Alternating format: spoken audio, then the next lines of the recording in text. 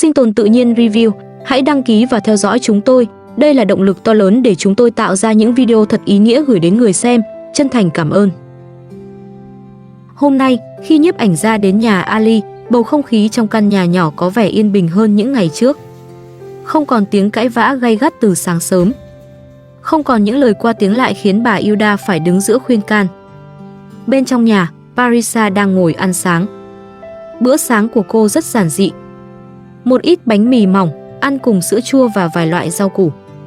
Sau những ngày căng thẳng, chỉ riêng hình ảnh Parisa ngồi yên ăn sáng cũng khiến căn nhà như dịu lại phần nào. Có lẽ Ali cũng cảm nhận được điều đó.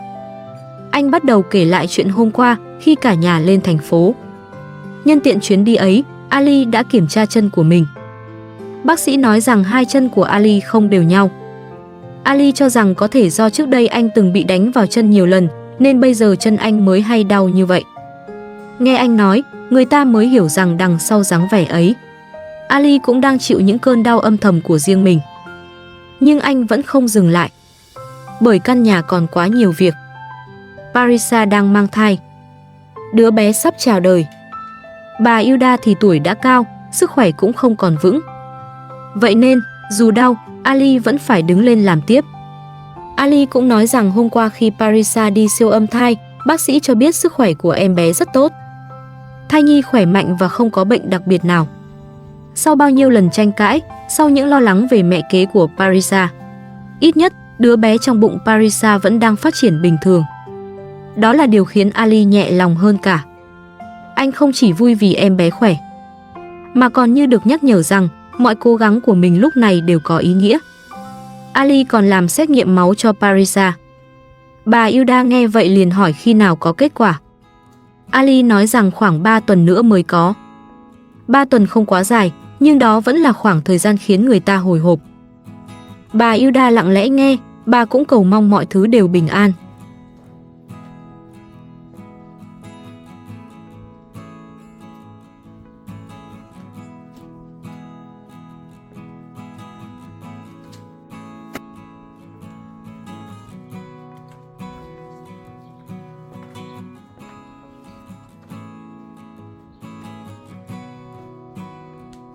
Một lúc sau, bà Hilda bước ra ngoài xem khu vườn. Dưới nắng sớm, khu vườn nhà Ali trông xanh tốt hơn từng ngày. Những bông hoa hướng dương đã bắt đầu ra hoa. Những cây ớt chuông cũng bắt đầu kết trái. Từng chiếc lá, từng bông hoa, từng quả nhỏ đều mang dấu vết chăm sóc của bà Hilda. Bà không nói nhiều về công sức của mình, nhưng khu vườn đã thay bà nói lên tất cả. Một người vẫn ngày ngày tưới nước, nhổ cỏ, để ý từng gốc cây. Có lẽ vì vậy mà cây trái nơi đây phát triển khá tốt. Không chỉ vì đất tốt, mà còn vì có bàn tay chăm chút đều đặn, kiên nhẫn và đầy yêu thương của bà. Nhìn khu vườn, bà Hilda gọi Ali hãy trộn vữa trước đi, lát nữa bà sẽ ra phụ giúp sau. Lời nói ấy rất quen thuộc. Dù Ali luôn muốn bà nghỉ ngơi, bà vẫn không yên lòng khi thấy anh làm một mình. Căn nhà này, từ việc trong bếp đến việc ngoài sân, từ khu vườn đến phòng vệ sinh, đâu đâu cũng có dấu tay của bà Hilda. Ali sau đó nói với bà rằng anh muốn đổ xi măng cho sân nhà trước mùa đông. Bởi nếu để đến lúc trời lạnh, mưa xuống làm sân ẩm ướt, khoảng sân sẽ rất dễ hư. Khi đó, bùn đất, cát bụi bám vào quần áo, khiến sinh hoạt trong nhà càng thêm vất vả. Ali nghĩ rất xa. Anh không chỉ làm cho hôm nay, anh đang chuẩn bị cho những ngày sắp tới. Chuẩn bị cho một căn nhà sạch sẽ hơn, thuận tiện hơn. Chuẩn bị cho Parisa và đứa bé có một nơi sống ổn định hơn. Bà Hilda nghe vậy liền nói, việc này phải có thợ phụ làm, vì khoảng sân quá rộng. Ali gật đầu. Vâng, để cháu tính toán, vì phải đổ xi măng cả sân. Bà Hilda hỏi, chi phí có cao quá không? Ali đáp rằng đã có sẵn cát. Nhiếp ảnh gia cũng nói sẽ hỗ trợ tiền mua xi măng cho gia đình. Vì vậy, nếu tính toán cẩn thận, có lẽ vẫn có thể làm được. Đối với Ali, đây là một hy vọng nhỏ. Dù mọi thứ đều phải tính từng khoản, nhưng chỉ cần có sẵn một phần vật liệu, có thêm một chút hỗ trợ, có bàn tay của mình và sự giúp đỡ của bà Hilda, anh tin rằng vẫn có thể hoàn thành được từng phần một. Bà Hilda nghe xong chỉ nói, cứ làm đi, có gì bà sẽ phụ giúp. Câu nói ấy giản dị mà ấm áp. Bà không hứa hẹn điều gì lớn lao. Nhưng Ali biết khi bà đã nói sẽ giúp, bà sẽ thật sự đứng bên cạnh anh. Với Ali, sự có mặt của bà Hilda luôn là một nguồn động viên rất lớn. Một lúc sau, Ali nhìn bà, giọng bỗng chậm lại. Anh nói, bà ơi, cháu xin lỗi. Cách cư xử của Parisa đã thay đổi một chút. Nếu Parisa có nói gì không hay, bà đừng để bụng nhé. Đó là lời xin lỗi xuất phát từ sự áy náy của Ali. Anh biết thời gian qua Parisa có nhiều lúc nóng nảy, khó chịu, nói những lời khiến bà Hilda buồn lòng. Dù lý do là gì, Ali vẫn không muốn bà Hilda phải chịu tổn thương. Bà Hilda nghe vậy chỉ nhẹ nhàng đáp. Được rồi, không sao. Bà không trách, không nhắc lại những lời khó nghe. Bà chỉ bỏ qua như cách bà vẫn thường làm. Bởi bà hiểu, căn nhà này muốn yên ổn thì người lớn phải biết nhường nhịn nhau. Nếu ai cũng giữ trong lòng từng câu nói, từng lỗi nhỏ, thì mái nhà sẽ không bao giờ có được bình yên. Ali nói tiếp, cháu không thích Parisa viện cớ rằng chúng ta phải chuyển đi nơi khác sống. Cháu thì thích sống ở đây.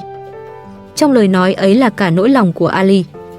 Anh không ghét thành phố, cũng không phải không hiểu mong muốn của Parisa.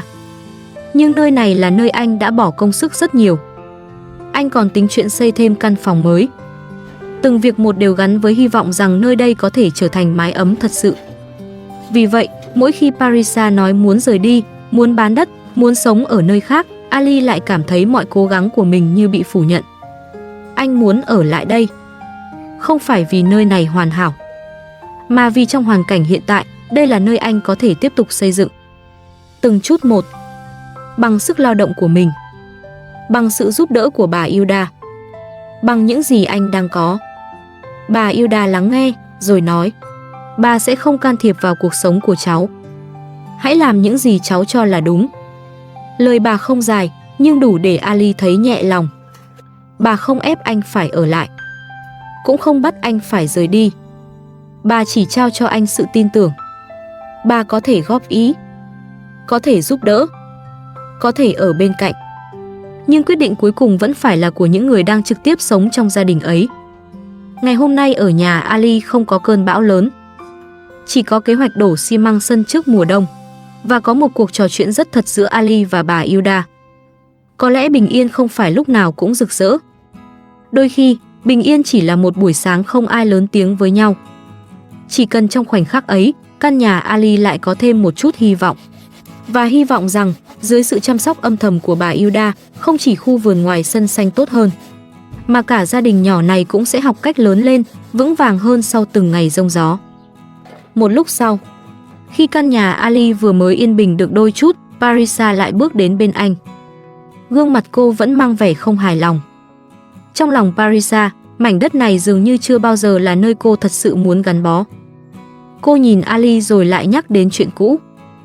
Cô yêu cầu Ali nên bán đất ở đây. Đừng tiếp tục xây nhà. Đừng sửa sang thêm nữa. Theo Parisa, tất cả những việc Ali đang làm chỉ là phí tiền, phí sức. Cô nói rằng mình không có chút hứng thú nào với mảnh đất này. Với cô, nơi đây quá xa thành phố. Mỗi ngày nhìn Ali sửa nhà, Parisa không thấy tương lai. Cô chỉ thấy sự mệt mỏi. Nhưng với Ali, mảnh đất này lại mang một ý nghĩa hoàn toàn khác. Anh nhìn Parisa rồi nói rõ, tôi sẽ không bao giờ bán đất ở đây. Tôi đã mua miếng đất này không dễ dàng. Nhà tôi là ở đây. Câu nói ấy không chỉ là sự cứng đầu của Ali, mà là nỗi lòng của một người đàn ông đã bỏ rất nhiều công sức vào nơi này. Không phải vì nó hoàn hảo, mà vì trong hoàn cảnh hiện tại, đây là nơi anh có thể từng bước xây dựng cuộc sống cho gia đình. Nhưng Parisa vẫn không chấp nhận. Cô nói, anh phải nghe lời tôi. Nhất định anh phải bán đất ở đây. Giọng cô rất kiên quyết. Ali thở dài. Anh không muốn cuộc nói chuyện tiếp tục biến thành tranh cãi. Anh chỉ nói, Parisa, đừng nói nữa. Vào trong nhà nghỉ ngơi đi. Sau đó, Ali cùng bà Hilda ra sửa lại bể bơi. Bể nước trong sân vẫn chưa thật sự hoàn thiện. Ali muốn làm cho phần bể bằng phẳng hơn, chắc chắn hơn. Bà Hilda vẫn như mọi ngày, lặng lẽ phụ anh trộn xi măng. Còn Ali thì cúi xuống trám xi măng xung quanh bể bơi. Từng lớp xi măng được anh miết lên những khe hở. Từng phần nứt được anh cố vá lại. Nhìn cảnh ấy, người ta có thể thấy Ali đang cố sửa không chỉ một cái bể, anh đang cố sửa cả căn nhà. Cố làm cho nơi này tốt hơn. Cố chứng minh với Parisa rằng cuộc sống ở đây vẫn có thể thay đổi. Ngoài sân, bể nước vẫn còn đang sửa dở. Xi măng vẫn còn ướt. Căn nhà vẫn còn nhiều việc cần hoàn thiện. Nhưng có lẽ, thứ khó sửa nhất lúc này không phải là bể bơi, không phải phòng vệ sinh, mà là sự bất đồng trong lòng Ali và Parisa. Một người muốn ở lại, muốn giữ đất, muốn xây từng chút bằng đôi tay mình. Người còn lại muốn rời đi, muốn bán đất, muốn tìm một cuộc sống khác. Không ai chịu lùi. Không ai thật sự nghe hết nỗi lòng của người kia. Vậy nên chỉ một câu nói về mảnh đất, một lời chê bai về công việc cũng đủ khiến buổi sáng bình yên trở nên nặng nề. Ali vẫn muốn làm căn nhà này tốt hơn mỗi ngày. Parisa lại không tin nơi này có thể trở thành tương lai của mình. Căn nhà Ali lại thêm một lần phủ bóng mâu thuẫn. Nhưng đúng lúc Ali và bà Hilda đang làm việc, Parisa lại bước ra ngoài. Cô nhìn Ali rồi nói: "Tôi phải nói với anh việc này bao nhiêu lần nữa? Đừng sửa bể bơi này nữa." Câu nói ấy khiến không khí lập tức nặng xuống. Ali vẫn đang cầm dụng cụ trên tay. Xi măng còn chưa khô. Công việc còn dang dở. Anh chỉ đáp: "Tôi đang làm việc. Đừng làm phiền đến tôi." Nhưng Parisa không dừng lại. Cô nói tiếp: "Anh không có tiền, mà anh cứ thích làm việc vô bổ." Lời nói ấy như chạm vào điều khiến Ali đau nhất. Nhưng chính vì không có nhiều tiền, anh mới phải tự tay làm từng chút. Anh không thể thuê người cho mọi việc. Thứ duy nhất Ali có lúc này là sức lao động của mình, là sự kiên trì. Ali cố kìm cơn giận, rồi nói: "Im lặng đi, tôi đang cố gắng làm căn nhà này tốt hơn mỗi ngày." Trong câu nói ấy có sự bất lực rất rõ. Anh không muốn bị xem thường những cố gắng của mình. Không muốn mỗi việc anh làm đều bị Parisa gọi là vô bổ. Bởi với Ali, từng việc nhỏ đều là một bước tiến cho gia đình. Nhưng Parisa lại không nhìn thấy điều đó. Sau đó, Parisa không quay vào nhà. Cô ngồi lì ở ngoài sân. Dưới cái nắng và không khí oi bức, cô vẫn cố ngồi đó như một cách phản kháng.